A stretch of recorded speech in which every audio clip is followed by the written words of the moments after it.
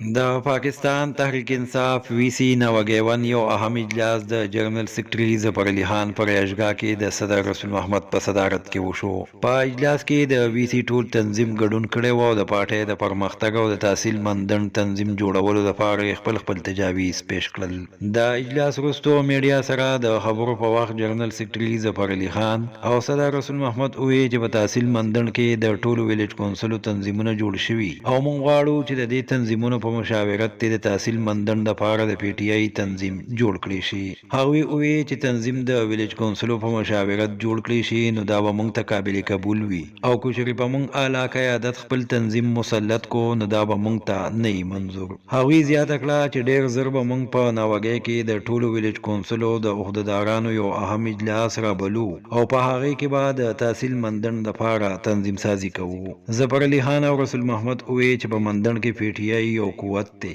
او موږ نه غواړو چې د ماضی په شان د غلطو فیصلو د وجې پارټۍ ته نقصان ورسي. هغوی زیاته کړه چې د هرې پارټۍ لپاره متفقه تنظیم لازمي وي او که چېرې تنظیم د کارکنانو د رای خلاف جوړ شو نو ټول نقصان به یې په راروان الیکشن کې صوبایي او قومي امیدوارانو ته رسي. خبره دا ده چې موږ نن د یو مقصد دپاره راغونډ شوي او هغه مقصد زموږ خپل داسې نشته دی چې زموږ خپل یو خاص مقصد شته، خو د دې پارټۍ د ترقۍ دپاره او د دې د مخ په وړاندې د بوتلو دپاره موږ د ملګري نن راغونډ شو او ځان له مو یو خپل میټینګ وکړو او د هغه میټینګ نه چوړ موږ دا راوویستو چې اوس موجوده زموږ تنظیمونه جوړ شوي دي د ویلیجو، نو پای کې دا زموږ صدر صاحب دی، زه جنرال سیکرټري یم، دا زموږ سره نایب صدر ناست دی، داسې ټول زموږ په شا باندې ټول د عہدیداران ناست دي او دا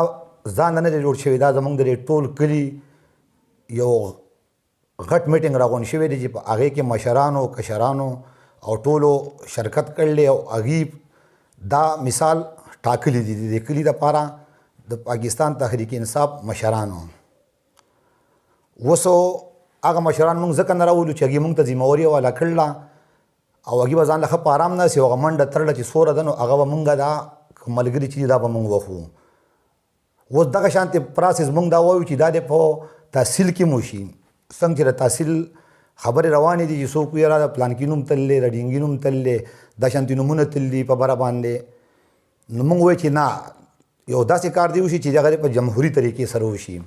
چې په هغې باندې د پوره تحصیل مندن څومره چې زمونږ کم ملګري دي مثال په پاکستان تحریک انصاف کې چې هغوی ټول مطمئن او خوشحاله پاتې شي. نو د هغې لپاره موږ دا پروګرام جوړ کړو چې ډېر زر موږ وایو چې موږ په لکه مثال په پوره د مندن تنظیم چې دی د هغې د جوړولو لپاره موږ یو میټینګ راوغواړو او په ناوګۍ کې راوغواړو، میزباني بوله موږ وکړو او په هغې کې موږ دا وکړو چې موږ ځان له خپله یوه کابینه جوړه کړو او هغه کابینه داسې جوړه کړو چې په هغې کې صدر او سیکرټري او ټول څوره چې مثال په ضروري کسان وي د کابینې لپاره چې لکه مثال کم کسان دي هغه موږ ځان له ونیسو په خپله باندې او بیا هغه زموږ چې کم مشران دي په بره باندې چې هغوی له ورکړو چې وایي دا زموږ کابینه ده، دا زموږ تنظیم دی او دا موږ جوړ کړی دی په جمهوري طریقه باندې د پوره تحصیل مندن د خلکو په مشاورت باندې. نو د دې لپاره موږ راغونډ شوي او په دې باندې انشاءالله موږ دا خبره وکړه او ډېر زر به موږ دغه خلک ټول راغونډو څومره چې پوره په تحصیل مندن کې پاتې کېږي، ځکه موږ وایو چې کومې غلطۍ په ماضي کې شوي دي چې هغه په فیوچر کې ونه شي، ځکه چې په ماضي کې تنظیمونه جوړ شوي دي خو هغه هم دغه شانتې مثال طور د برې نه د نومونه راغلي دي او داسې کسان پکې مثال راغلي دي چې خدای شته چې لکه مثال طور زه به راته دا ووایم چې هغوی چاته قابل نه وو. نو موږ وایو چې هغه کسان چې هغه قابل وي او د خلکو په مشاورت سره راشي، تنظیم خو به هغه وي چې موږ یې ومنو، چې موږ یې نه منو نو تنظیم به دسي نو راولي دي که نه موږ به یې څه کړو، موږ به یې نه منو که نه موږ د تحصیل چې څومره زموږ ورکران دي یو کس به هم نه مني نو ځان له دې راولي. موږ خو هغه تنظیم منو کوم چې په جمهوري طریقه باندې راشي، د خلکو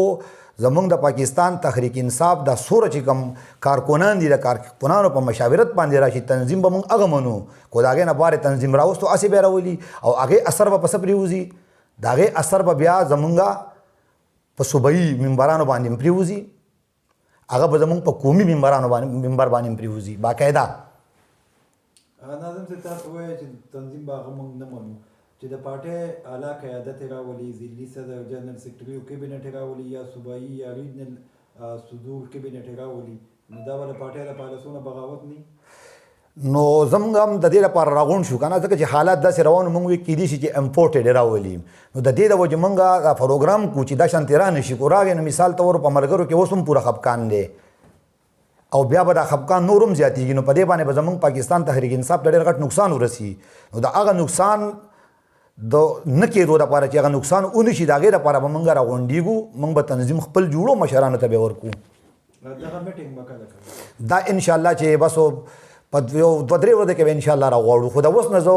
د خپل زمونږ چې څومره مشران دي اعلی قیادت چې زمونږ سور هغه زمونږ د بونیر دی، خو هغه زمونږ د ډیویژن دی، کو صوبایي دی، خو هغه مرکزي دی، ټولو ته موږ د اوس نه دا وایو چې مثال کم تنظیم جوړیږي نو د اوس نه دا زمونږ تاسو ته وینا ده چې هغه به د خلکو په مشاورت باندې جوړیږي، په جمهوري طریقه به جوړیږي. او کو په جمهوري طریقه باندې جوړ نه شو موږ به بالکل ملګري نه یو، موږ به مکمل مخالفت کوو. د ظفرعلي سیکرټري صاحب ډېر شکریه ادا کوو چې موږ یې راغونډ کړو دلته او دا میټینګ یې ارینج کو. دا د دې دپاره ارینج کو چې راتلونکي تنظیمونه جوړول دي، خبرې کېږي چې تنظیمونه له خلکو نومونه ورکړي دي. نو موږ وایو چې لکه موږ ته خو لکه دا پته هم نشته چې چا نومونه ورکړي او څنګه چللی. خو دا فیصله زموږ د ملګرو دا وکړه چې که تنظیم جوړیږي ټول مندڼ کې دا فیصله شوې ده او د ټولو کلو تنظیمونه د یو سي جوړ شوي دي، هغې دا فیصله کړه چې تنظیم جوړیږي د مندڼ، نو هغه به د تنظیمونو په خوښه جوړیږي او هر کلي ته پکې دغه ورکېږي او د ورکېدي شي او د ښه مشاورت پکې د ټولو ملګرو ترمنځ چې هېڅوک پکې خفه نه شي. موږ مطلب دا دی چې موږ دا پارټي راغونډ شي او هر ځای کې موږ خوشحاله وي. انشاءالله چې دا به کېږي. بله خبره دا کوم چې دغه دا زمونږ اوس ته دغه ته چې موږ تلو د ځانه پکې دا سیوایي خبره کومه د احتجاج لتلو، نو موږ ته یو ډېره ذهني ټینشن جوړ شوی ځکه چې زموږ د مندڼ تنظیم نه و. نو موږ ته دا اطلاع هېڅ چا نه درکړه چې تاسو به کوم ځای ته راوځئ، کوم ځای ته به ځو، ځان له تلو یو لوی لانجه جوړه وه.